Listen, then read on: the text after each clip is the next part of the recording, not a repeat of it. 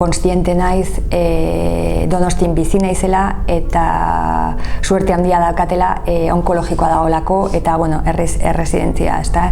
Oso ospital punteroak dira kantzerren asuntuakin eta egia da ni bizi naiz Donostin, beste batzuk ez dira Aldemenean bizi dira beste herri batzuetan, ez dakit Zumarraga, Legazpia, Urretxu eta askok tratamentuak ez daude herri horietan eta etorri behar du Donostia, no? Eta claro, horrek suposatzen du familiakin etortzea, hona etortzea eta gero ere bai nekatuta egotea, no? Azkenean hasten zea kimiorekin, kimio igual daukazu astean behin, baina gero radiokin zaudenean adibidez egunero etorri behar diazu eta claro, ja ze suposatzen du horrek, no? Etortzea honea eta viajea nekauta, nervioso egotea eta ez da berdina, horregatik ez gera igualak denok kantzerraren aurrean, no? Eta saiatu beharko dugu denon artean nola bakoitza, herri bakoitzetan, ospital bakoitzetan makina berdinak egotea edo tratamentuak alden posiblena, no? Nik uste hortan nahi gehala denok saiatzen